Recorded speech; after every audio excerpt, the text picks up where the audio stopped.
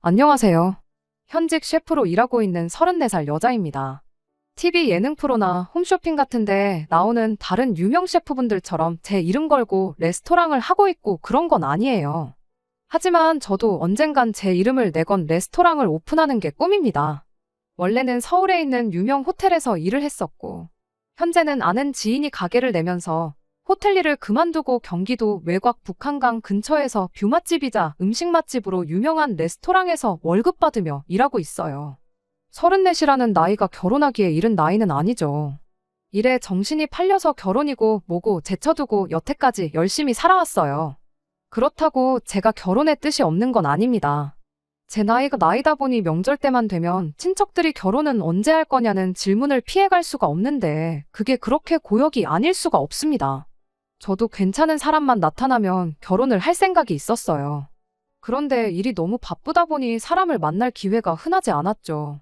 더군다나 제가 주 5일 근무를 하고 있기는 하지만 바쁜 주말의 경우는 교대 근무를 하고 있는지라 주말에 쉬는 날이 한 달에 2번 정도밖에 안 되거든요. 그렇다 보니 안 그래도 모자란 시간이 더더욱 모자란 상황이었지요. 일이 바쁘다고 해서 결혼을 아예 손을 놓고 있던 건 아니었어요. 가족들한테는 모르게 해서 틈틈이 중간중간 연애를 하고 있기도 했었죠. 그중에 결혼 이야기까지 나올 정도로 깊게 만난 사람은 없었는데 하나같이 말하는 게 주말에 시간 맞추기가 너무 어려운 게 힘들다는 의견이 많았습니다. 특히나 직장을 서울에 있는 호텔에서 경기도 외곽 쪽으로 옮기게 되면서 애써 맞추던 시간마저도 더 맞추기 힘들어진 상황이었어요. 그렇다고 제가 밥 벌어먹고 사는 일이 이건데 결혼 하나 하자고 해서 여태껏 쌓아온 경력도 다 포기해버리는 게 맞는 건가 싶었어요. 언젠간 제 이름으로 레스토랑을 오픈하고 그때부터는 저도 당연히 일을 하겠지만 월급 셰프도 고용하게 될 테니 그때 되면 아무런 문제가 없을 거다 하고 긍정적으로 생각해보려 했지만 솔직히 꿈만 같은 이야기지 당장은 이뤄지지도 않을 현실성 없는 망상에 불과했습니다. 10년 일하면서 모아놓은 돈은 꽤나 많은 편이지만 제 이름으로 가게 오픈하기엔 터무니없이 부족한 돈이었거든요. 그냥 한 해 한 해 한 명씩 제 주변 친구들부터 예전부터 같이 일해오던 사람들. 결혼하는 거 구경이나 다니면서 추기하고 그렇게 결혼은 저랑 인연이 없는 건가 하는 생각만 갖고 살았네요. 그러다 작년 겨울 어쩌다 보니 인연이 다 남자친구가 생기게 되었습니다. 그때 당시에는 드라마에서나 나올 법한 운명적인 상대가 나타났다 생각했었죠. 그런데 하필 그 드라마 장르가 하고 많은 드라마 중에 막장 드라마일 거라고는 그때는 상상조차 하지 못했네요. 남자친구의 나이는 37이었고 해 바뀌면 38에 곧 40을 앞두고 있었다 보니 연애 시작하면서부터 서로 결혼을 어느 정도 염두에 두고 있었던 것 같아요. 그 덕에 연애 시작과 동시에 서로의 결혼관에 대해서 이야기를 나누는 사이까지 금세 발전하게 되었습니다. 조건만 따져본다면 처음엔 이 사람이 왜 여태껏 결혼을 못했나 하는 생각이 들 때가 많았습니다. 저야 주말에도 일 때문에 시간 내기가 힘들어 연애할 시간이 부족했었다는 변명거리가 있었지만 남자친구의 경우는 저처럼 주말에 출근할 걱정 없는 안정적인 공기업을 다니고 있는 사람이었거든요. 연봉도 나쁘지 않고 외모만 두고 보더라도 어디 빠지는 점이 있는 사람이 아니었어요. 대출이 조금 남아있다고 하기는 했지만 자가로 집도 보유하고 있었고요. 성격도 굉장히 좋았습니다. 그동안 저와 연애했던 사람들이 하나같이 입을 모아 말했던 게 제 스케줄 문제였는데 남자친구는 그런 제 사정 또한 전부 다 이해해주는 사람이었어요. 그 먼 길 마다하지 않고 제 체력 생각해준다고 데이트도 제가 사는 곳 근처에서만 했었고요. 남자친구 집까지 차로 못해도 1시간은 걸리는 거리를 일주일에 2~3번씩 와주면서 불만 한마디 말한 적이 없는 사람인데 당연히 고맙지 않을 수가 없었지요. 그 덕에 저도 이 결혼에 대해 어느 정도 확신을 갖게 되었습니다. 연애 시작하자마자 결혼 이야기를 꺼냈던 게 너무 성급했던 게 아닐까 하던 시기도 있었는데 그 시기는 생각보다 금방 지나갔고 언젠가부터는 저도 이제 곧 결혼하겠구나 하는 생각을 갖게 되었습니다. 그런데 결혼 이야기가 어느 정도 진행되면서 이 사람이 왜 여태껏 결혼을 못했는지 그 이유를 알게 되었습니다. 뭐 말할 것도 없지요. 결혼이 일륜지 대사라고들 하잖아요. 둘만 서로 좋다고 이 결혼을 하기에 남자친구의 가족들이 그 누구도 감당할 수 없는 사람이라는 걸 알게 되었거든요. 처음 예비 시어머니를 만나게 되었을 때까지는 예비시댁이 그런 사람들이라는 낌새조차 눈치를 채지 못했습니다. 어쨌든 저도 서비스직에 몸담고 있는 사람이다 보니 소위들 말하는 여러 진상들을 많이 봐왔어요. 그래서 제가 나름 사람 보는 안목이 있다고 생각했는데 처음 만난 예비 시어머니는 그냥 평범하게 좋은 사람처럼 보였거든요. 제 직업이 셰프라는 이야기를 듣고는 우리 아들 결혼하면 만난 거 많이 먹겠구나 하면서 좋아하셨었죠. 아무래도 아들 나이가 나이다 보니 길게 볼 거 뭐 있냐며 하루빨리 결혼 날짜부터 잡으라는 식으로 보챘던 걸 제외하면 별다른 이상한 점이 없는 평범한 사람이었어요. 그런데 그 평범한 예비 시어머니 옆에 예비 신우라는 존재가 함께하게 되니 그 시너지가 이루 말할 수 없을 정도로 커지더라고요. 예비 신우를 처음 만나게 된 건 양가 상견례 자리였습니다. 양가 상견례도 별 문제 없이 마쳤어요. 저희 부모님 모셔다 드리고 저도 집에 가려는데 예비 신우가 저를 붙잡더군요. 처음 만났는데 인사라도 제대로 나눠야지 않겠냐면서 저랑 남자친구, 예비씨 부모님 같이 해서 이야기 좀 하다 들어가라고 하면서 말이지요. 그날 자리가 양가 상견례 자리였다 보니 예비 신우가 그 자리에서 발언의 기회가 많지는 않았어요. 동생 와이프의 자기 옳게 될 사람인데 저를 궁금해하는 건 당연하다 싶었지요.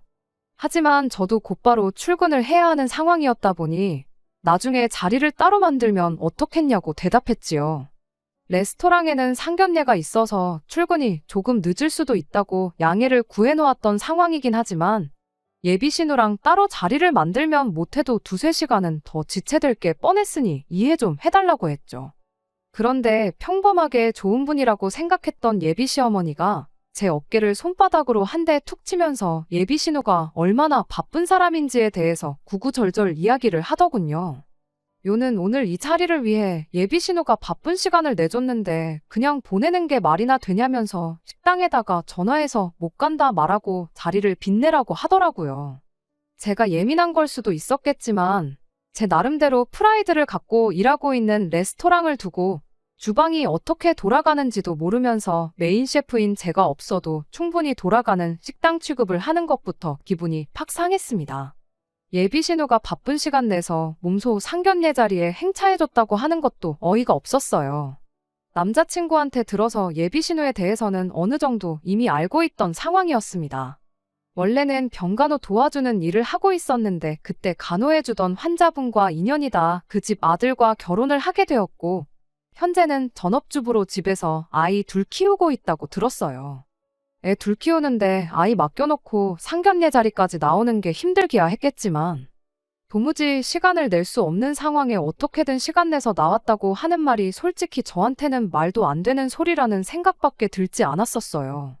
그 와중에 남자친구가 참 못 믿어 보이기 시작했습니다. 실랑이를 길게 한 건 아니지만 제가 바로 출근해야 한다는 것도 알고 있었고 상황이 여의치 않다는 식으로 이야기를 하고 있는데도 제 편에 서서 말 한마디 해주지 못하고 있었거든요. 어떻게 좀 해달라는 제 눈빛을 애써 무시하는 건지 아니면 눈치가 없는 건지 그래도 혹시 모르니 레스토랑에 전화 한 통 해보라는 말이나 하고 있는데 앞으로 이 사람이 내 남편이 되면 자기 가족들 앞에서 저를 위해 말 한마디 제대로 해줄 수 있겠나 하는 생각이 들더군요. 하는 수 없이 결국 레스토랑에 전화를 걸게 되었습니다. 그래도 저랑 꽤 오래 알고 지낸 지인이라고 혹시 모를 상황에 대비해서 다른 셰프님한테 미리 양해를 구해놓았으니 주방 걱정은 할 필요가 없다고 걱정 말고 예비시댁에 눈도장 제대로 찍고 오라고 해주더라고요. 저만큼 제 결혼을 바라던 지인이었으니 그 배려심은 고맙기 그지 없었지만 차라리 안 된다고 딱 잘라 말해줬으면 싶었던 마음이 더 컸었어요. 그런데 일이 이렇게 돼버리고 나니 그렇게 해준 지인 덕에 이 결혼을 피해갈 수 있었으니 지금은 고마운 마음이 더 크네요. 아무튼 그렇게 예비신우와 예비시 부모님 해서 그날 자리를 또 따로 마련하게 되었습니다.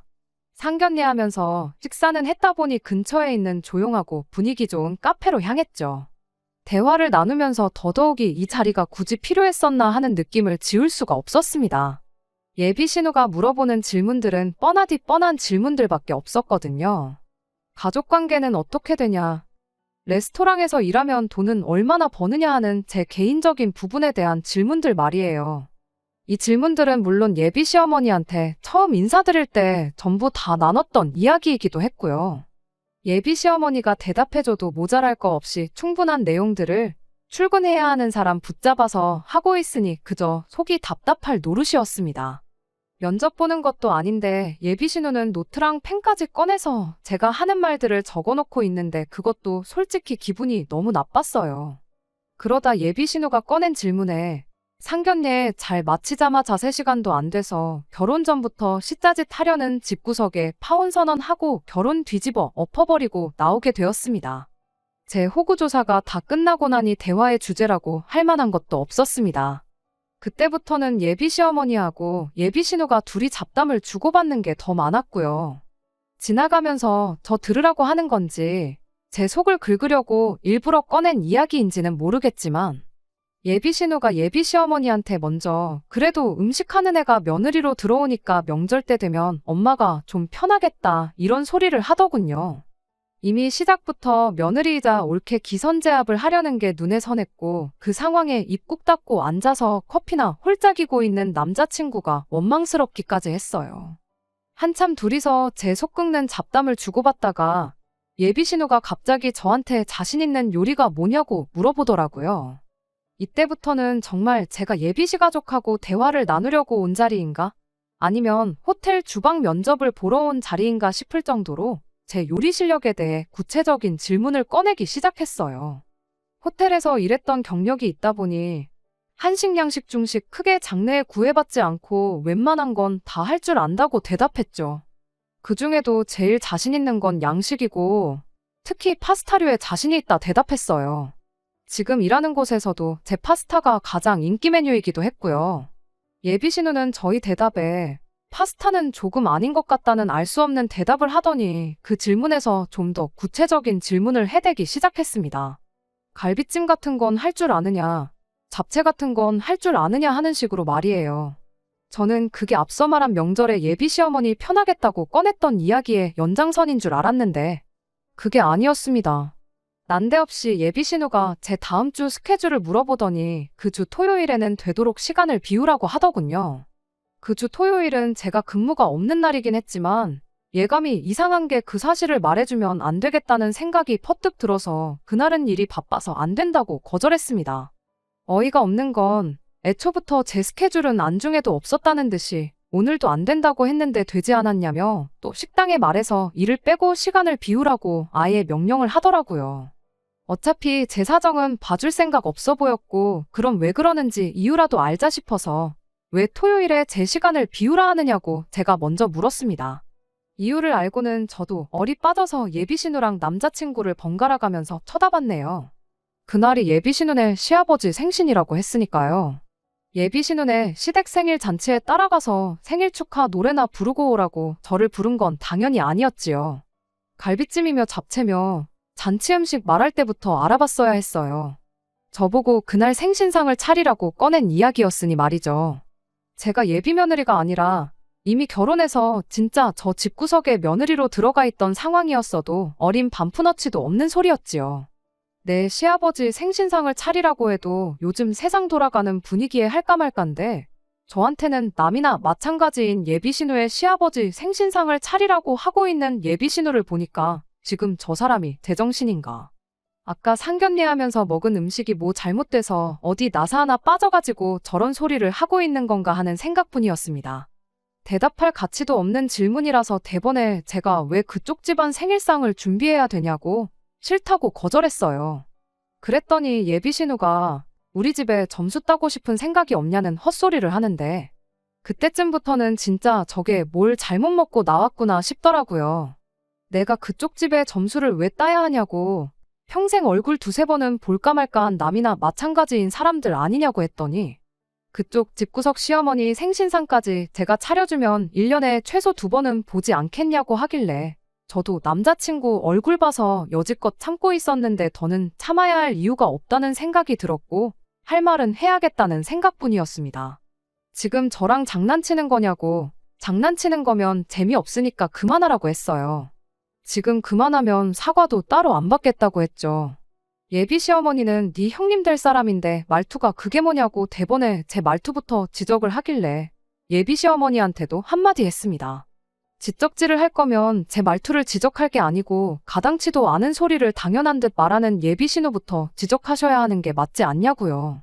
그리고 예비신우한테 한마디 더 쏘아붙였습니다. 그쪽 시댁에 내가 만든 음식을 대접하고 싶으면 그렇게 하게 해주겠다고요.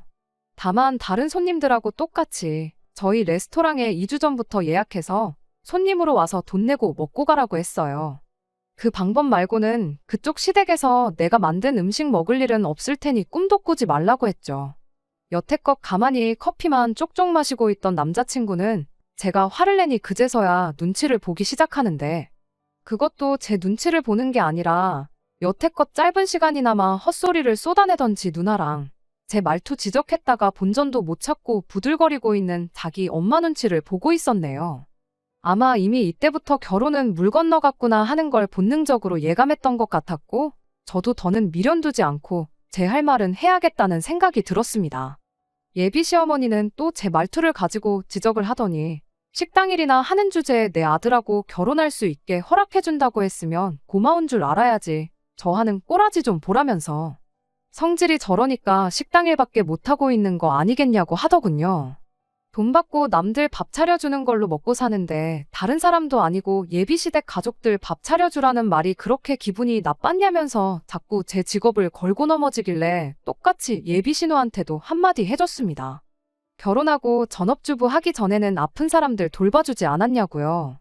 잘하는 일이 있는데 집에서 애나 키우면서 재능 낭비하지 말고 시골에 계신 저희 할머니가 지금 간병인이 필요한데 거기 가서 우리 할머니 좀 도와달라고요. 그러면 내가 우리 레스토랑 와서 그쪽 시부모 밥 한 끼 사 먹을 용돈 정도는 챙겨줄 테니까 그렇게 한번 해보라고요. 모르긴 몰라도 남 시켜서 차려낸 생신상보다 일해서 번 돈으로 사주는 파스타 한 접시가 예비신우 시부모가 보기엔 훨씬 더 감동적일 거고 며느리 잘못 봤다고 생각하고 있다는 그 여론도 한 방에 뒤집어 버릴 수 있지 않겠냐고 전곡을 찔러버렸죠. 예비신우가 그때부터 씩씩대기 시작하더니 눈에 눈물이 그렁그렁해서는 더 이상 말을 잇지 못하더라고요. 예비 시어머니가 대신 나서서 한마디 하려고 하는데 그것도 제가 멈춰 세워서는 그만하시라고 했어요. 더 해봐야 예비 신우만 더 비참하게 만드는 거 아니겠냐고요. 그동안 식당이라는 천한 며느리 보게 될까봐 알게 모르게 소가리를 하셨나 본데 축하드린다고. 오늘 일로 저 같은 며느리 볼 일은 없게 되었으니 앞으로 신운의 시댁 생신상도 척척 차려내고 시댁 말이라면 죽는 신용도 하는 그런 사람 찾아서 아드님 결혼시키라고 했습니다. 그런 사람 찾을 수 있기는 있겠냐고 그래도 혹시 모르니 한번 열심히 노력해보라고 말하고 저는 자리에서 일어났습니다. 그제서야 저도 제정신이 들고 주변 환경이 눈에 들어오기 시작했는데 얼마나 소란스러웠던 건지 카페 안에 온 손님들이 저희 쪽을 쳐다보고 있었어요. 제가 밖으로 걸어 나오는데 몇몇 분들이 정말 잘했다는 표정으로 저한테 엄지를 척하고 내밀어 주시고 그랬는데 솔직히 자랑스러웠다기보단 쪽팔린 게 더 컸고 그렇다 보니 평소보다 훨씬 더 빠른 걸음으로 도망치듯 카페를 뛰쳐나오게 되었습니다. 카페에서 저만치 멀어지고 나니 저 멀리서 남자친구가 저를 쫓아 뛰어오고 있더라고요. 더 볼 일 없으니까 오지 말라고 멀찌감치서 소리를 질러댔는데도 기어이 제 옆까지 오더라고요. 자기 가족들을 대신해서 저한테 사과하는 것까지는 바라지도 않았는데 갈 길 가던 저를 불러세워서 한다는 소리가 이대로 가면 어떡하냐는 겁니다. 이대로 가면 파혼이라고. 분위기가 좀 과열된 것 같은데 잠깐 추스리고 저녁 식사라도 같이 하면서 풀어보자고 하는데 그 상황에서 예비신우랑 예비시어머니한테만 한마디 했지. 이 자식한테도 중요한 말 한마디 해준다는 걸 까먹고 그냥 나왔다는 게 생각이 나더라고요. 그래서 너도 그 나이 먹고 그랬으면 정신 똑바로 차리라고 했네요. 그 와중에 오빠한테 너가 뭐냐고 지적을 하길래 진짜 오늘 너네 누나랑 자리를 가졌던 게 천만 다행인 것 같다고. 어영부영 그냥 넘어갔다가 혹시나 결혼이라도 했으면 빼도 박도 못했을 텐데 완전 조상신이 도운 느낌이라고 해줬죠. 연애 초반에는 왜 너 같은 사람이 아직도 결혼을 안 했나 싶었는데 이제 보니 알겠다고. 안 한 게 아니라 못한 거 아니냐고 전곡을 찔러줬습니다. 보나마나 그 나이 먹고 결혼하겠다고 집에 데려온 상대가 내가 처음은 아닐 테고 다 너네 누나랑 어머니 겪어보고 도망친 거 아니냐고 물었는데 아무 대답도 못하는 게 제가 말한 게 틀린 말은 아니었나 보더라고요. 그래도 그간 만난 정이 있으니 악담뿐만 아니라 제대로 충고 한마디도 해줬습니다. 저 두 사람 어떻게 못하면 평생 결혼은 못하는 거라고 생각하면 된다고. 그러니 너부터 바뀌라고요. 그리고 행여나 이제 자기가 바뀔 테니까 저랑 잘해보자는 말은 하지 말라고 했어요. 솔직히 따라오면 저도 다시 생각해봐야겠다 하는 마음이 아예 없었던 건 아니에요. 그런데 제 말 듣고 제자리에 가만 서서 고개만 푹 숙이고 있는 걸 보니 저 자식 저거 평생 저렇게 가족들 눈치만 보면서 결혼도 못하고 살겠구나 싶은 생각이 들더라고요. 그 꼴을 보고 집에 왔더니 결혼 문턱까지 갔다가 파혼하게 된 게 하나도 아쉽지가 않고 제 속이 다 후련했습니다. 내년 초에는 결혼하겠구나 하던 제 개인적인 소망은 이루어지지 않게 되었지만 결혼이 뭐라고 저를 결혼 전부터 종부리듯 대접해주는 집에 제 발로 자처해서 며느리가 되겠다고 들어가겠어요? 한동안은 그냥 하던 대로 일에나 열중하고 지내야겠어요. 예비 시어머니도 한때는 며느리였을 테고 예비 신우 또한 지금 한 집의 며느리일 텐데 왜 똑같은 입장이 되는 저를 부려먹지 못해 저렇게 안달이었는지는 솔직히 아직도 의문이네요. 끝까지 들어주셔서 감사합니다. 오늘의 사연은 여기까지입니다. 구독과 좋아요, 알람 설정 부탁드리고 더 좋은 사연으로 다시 찾아뵙겠습니다. 감사합니다.